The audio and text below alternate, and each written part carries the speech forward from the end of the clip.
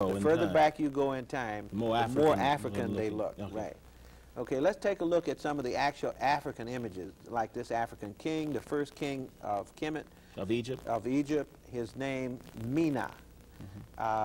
This is Pharaoh Zoser. This is the one to build the first pyramid. Remember, I gave you this. Let's put them on this chart here in perspective. These kings are in this pyramid age, which is here in the Old Kingdom. Okay, the kings that I'm showing you right now. Okay, let's say that again. These are the Old Kingdom kings, and the pyramid age is right here at the beginning of dynastic Egypt. Notice again, we have no Greeks. Abraham is not there yet, but these are the kings who are building pyramids. This is the king who built in the first pyramid. His name, Zoser. Okay. Here is the king who built the first true pyramid. His name, Seneferu, and he's the founder of the fourth family, or fourth dynasty of kings in Kemet. Now, when you say true pyramid, what do you mean? A true pyramid, well, the first pyramid was actually a group of brick benches stacked on top of each other, so they look like steps. The true pyramid is the one that has these smooth sides and it meets certain technical specifications. Okay. But this was the first true pyramid, and it looked like the Great Pyramid, except they weren't quite perfect yet. It was his son that actually built the Great Pyramid. Whose son now? Seneferu's son. Okay. The image, this man's son here, okay. Seneferu. And again, look at the facial features, and he looks just like African people. This is his son, Khufu, the only statue that we have, or carving of Khufu that we have. He built the Great Pyramid. This is the one who built the pyramid next to the Great Pyramid. His name is Khafre, or Khafre. And, Greeks changed his name to Sephrin. This is the one who built the third pyramid. There's the group of 3 pyramids in Giza. And there are about 80 pyramids in all, but there are 3 in Giza that we usually see grouped together, and these are the 3 kings who built those 3 pyramids.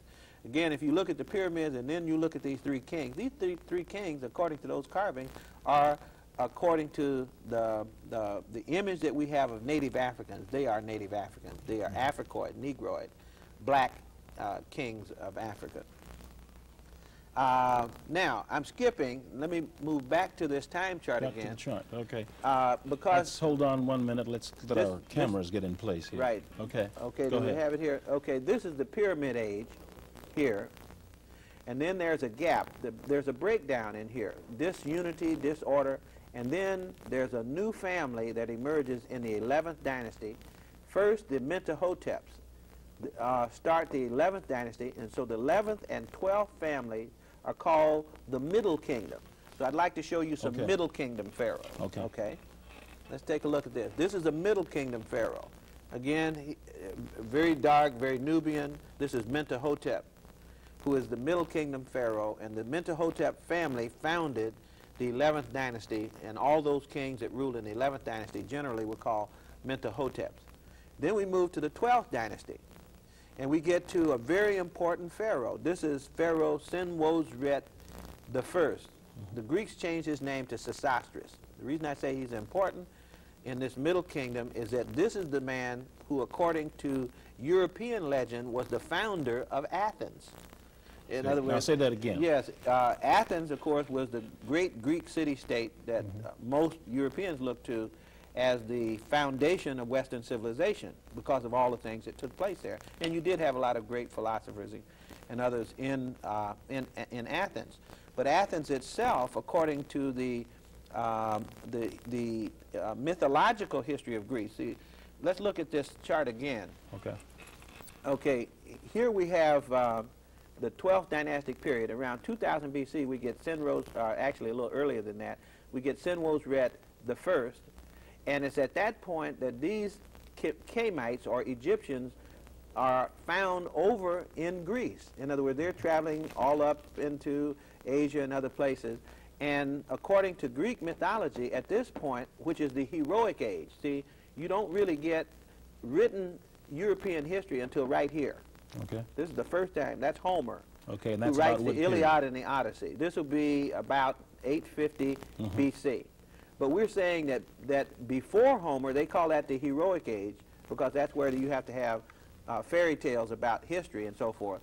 But in their fairy tales about history, the founder of Athens is this Kemetic king that you see over here on the slide. Egyptian African king. Yes, his name in Greek, they call him Kekrops.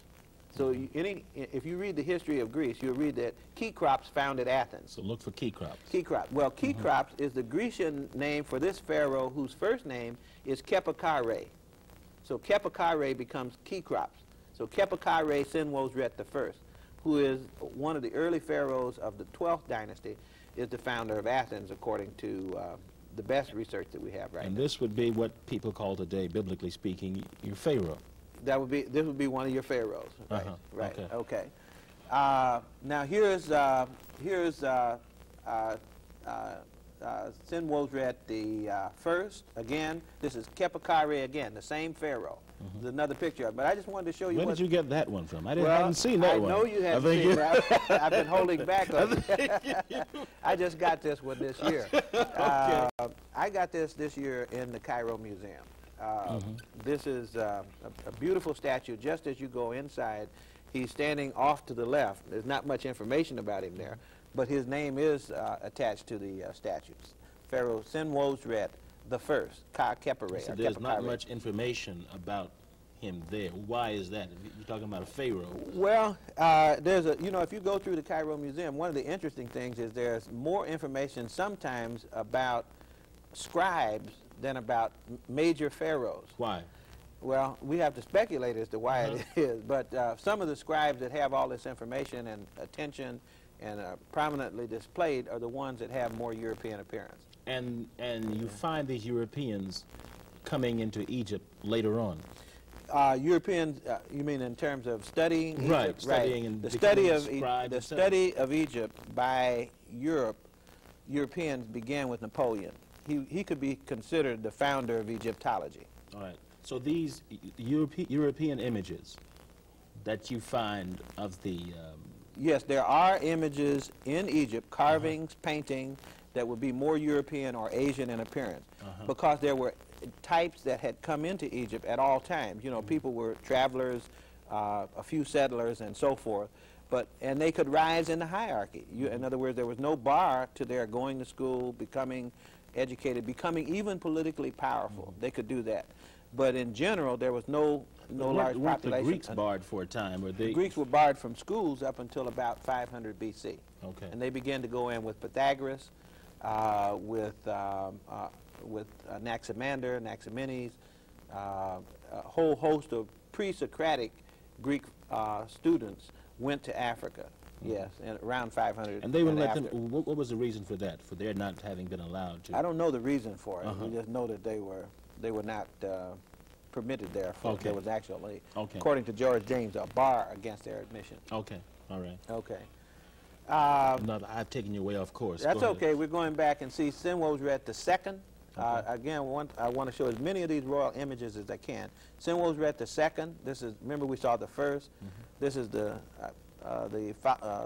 successor, Senwosret II, and then here's Amenemhet III. And this is your Egyptian king. This is an Egyptian king, pharaoh, Amenemhet III again. Can you go back to that other one?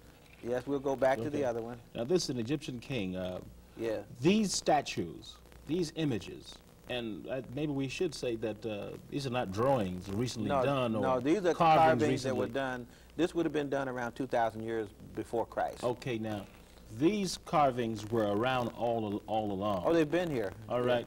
Why was it that you had European images when the Egyptian story was put on the screen?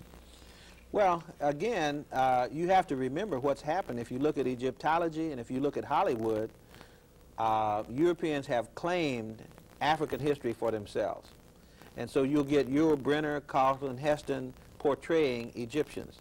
You'll get Vivian Leigh and other European actors and actresses. And so after a while, the public begins to believe that this is what they really look like. We had these images that we could look at, and we could get people who looked like them, but they did not do it. Now, we talked earlier about the minstrels period and where